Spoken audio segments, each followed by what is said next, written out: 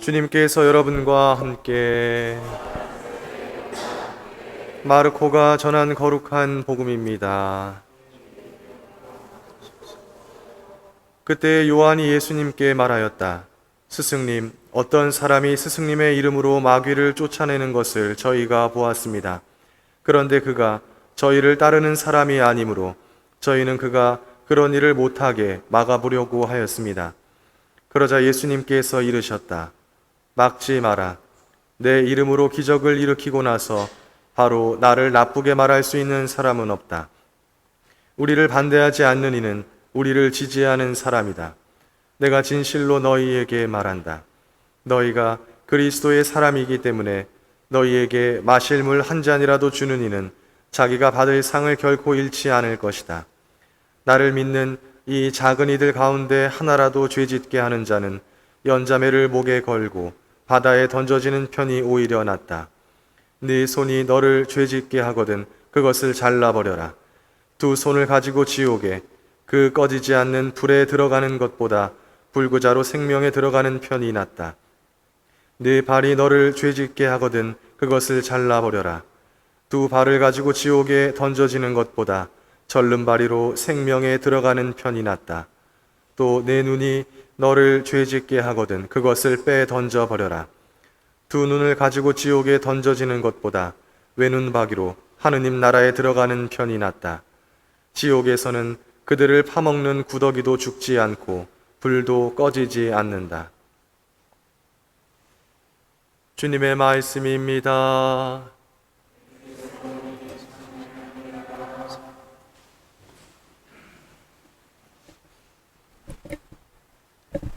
참 예수님, 네, 한 주간 동안 잘 지내셨습니까? 네, 오늘 이번 주 강론 촬영이 계속 문제가 있어가지고 지금 세 번째, 네, 첫 번째 어제 저녁에는 제가 이거 기계 연결이 잘 안 돼서 좀 저기 하고 새벽에도 좀 상태가 안 좋다고 그래서 세 번째 제가 지금 강론 촬영하고 있습니다. 네, 오늘 연중 제 26주일이면서 제가 아까 107차, 107번째 만은 세계 이주민과 난민의 날이라고 말씀드렸습니다. 네, 이주민, 자기 고향을 떠나서 다른 곳에 가서 살고 있는 모든 사람들을 이야기를 하죠. 특별히 올해는 보편교회의 제안에 따라서 세계 이민의 날, 작년까지는 세계 이민의 날이라고 이름하고 기념했었는데 올해부터는 세계 이주민과 난민의 날로 명칭이 변경되었습니다. 변경된 이유가 있겠죠. 이 난민 특히 요즘에 더욱더 이슈가 되고 있고 사회 문제가 되고 있기 때문에 교종님께서 이런 또 제안을 하신 것 같습니다. 그래서 오늘은 오늘 세계 이주민과 난민의 날을 맞아서 프란시스코 교종님께서 담화문을 발표하셨습니다. 더욱더 넓은 우리를 향하여 라는 제목의 담화문을 내셨는데요. 그거 제가 그냥 와서 똘똘똘똘 다 읽으면 아주 편하겠지만 또 그렇게 하면 저의 본분을 또 지키지 못하는 것이기 때문에 뉴스 평화방송 뉴스 영상인데 이렇게 오늘 관련해서 좀 잘 정리를 해준 것 같아요. 일단 그거 한번 같이 보도록 하겠습니다. 모레는 세계 이주민과 난민의 날입니다. 올해는 아프가니스탄 사태로 난민 문제가 피부에 와닿는 분들이 많지 않으실까 싶습니다. 우리나라에도 300여 명의 아프간 특별 기여자들이 머물고 있는데요. 가톨릭 교회는 난민들을 형제애로 품어 안을 것을 강조하고 있습니다. 이를 위해선 우리의 개념이 더 넓어질 필요가 있습니다. 보도에 김영규 기자입니다. 프란치스코 교황은 제107차 세계 이주민과 난민의 날 담화에서 우리를 갈라놓는 모든 장벽을 허물고 만남의 문화를 증진하는 다리를 건설하는 데 모든 노력을 기울여야 한다고 역설했습니다. 교황은 오늘날 개인과 민족에만 국한된 시각을 지적했습니다. 교황은 하느님께서 바라셨던 우리는 무너지고 산산조각이 났으며 이는 현재의 세계적 유행병 상황처럼 큰 위기가 닥치는 순간에 한층 더 분명해진다고 말했습니다. 이어 너무 당연하게 다른 이들로 치부되는 이들, 곧 외국인들, 이주민들, 소외된 이들, 실존적 변방에서 사는 이들이 가장 큰 대가를 치르고 있다고 우려했습니다. 교황은 다른 교파와 종교의 이주민들과 난민들과의 만남은 개방적이고 풍성한 교회 일치와 종교 간 대화의 성장을 위한 비옥한 토양이 된다고 전했습니다. 교황은 우리는 더욱더 넓고 큰 공동의 책임을 갖는 우리가 돼 지금 세상에서 하는 모든 선한 일이 현재와 미래 세대를 위한 것임을 깊이 확신해야 한다고 밝혔습니다. 그러면서 끊임없이 고통받는 우리 형제자매를 돌보는 개인적, 집단적 노력을 기울이자고 거듭 촉구했습니다. 주교회의 국내 이주사목위원장 정신철 주교는 담화에서 열악한 노동 환경과 차별 대우는 수많은 이주 노동자의 건강을 해치고 때로는 목숨마저 앗아가 버린다고 지적했습니다. 그러면서 그들은 그저 외국인 이주 노동자라는 이유로 차별받고 배척당하고 있다고 진단했습니다.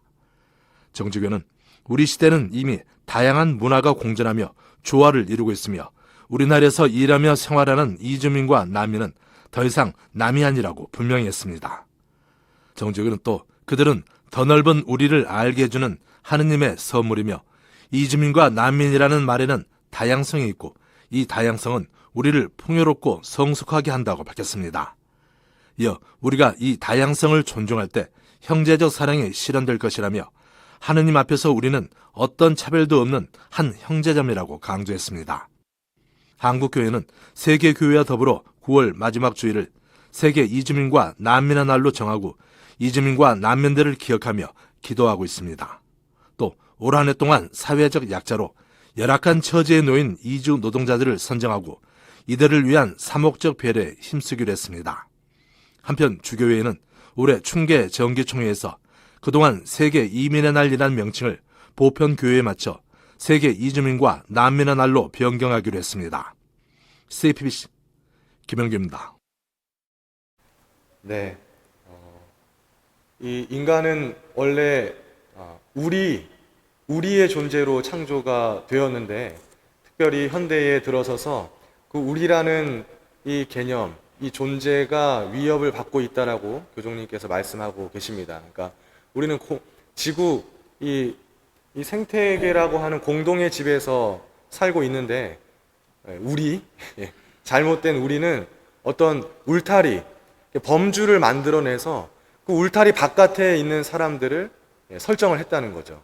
그러니까 아까 실존적 범주에 들지 못한 소외 계층이라고 얘기하는 것은 그러니까 우리가 그런 저 사람들은 우리랑 상관없는 사람, 저 사람들은 노력 안 하고 나는 내가 노력해서 내가 원하는 것만 살면 돼 라고 하는 현대의 많은 생각들 때문에 우리가 어떤 울타리를 만들어 놓고 그 울타리 안으로 그들, 내가 얘기하는 그 기준에 충족되지 않은 사람들은 절대 들어올 수 없게 만드는 그런 생각들이 지금 현대 사회에 만연되어 있다라는 교종님의 말씀입니다. 네, 단일 민족의 시대가 끝났죠. 네, 우리 한반도에 우리 대한민국도 한민족, 단일 민족 이렇게 하면서 굉장히 오랫동안 지내왔지만 지금은 여러 민족이 한데 어울려 사는 우리나라도 다문화 사회에 속해 있습니다. 특히 난민에 대한 이슈도 계속 이렇게 대두가 되고 있죠. 3년 전에 제주로 들어온 예멘 난민 때부터 시작해서 최근 또 아프간 난민까지 이제 더 이상 난민은 우리나라뿐만 아니라 또 우리 제주, 우리 지역과 전혀 상관없는 이야기가 아닙니다. 영상 하나 더 보겠습니다. 네, 물론 낯선 종교와 사람들, 우려의 시선도 있지만 앞서 들으신 것처럼 위험에 처한 사람을 외면할 수 없다는 분들도 많습니다. 3년 전 예멘 난민 논란이 불거졌을 때와 비교하면 분위기가 좀 달라졌다는데요. 김소영 기자가 취재했습니다. 시민들은 아프간 협력자들 입국을 수긍할 수 있다는 분위기였습니다. 당연하다고 생각하고요. 저희 한국을 도와준 분들인 만큼 저희도 같이 도와서 협력해야 되지 않나.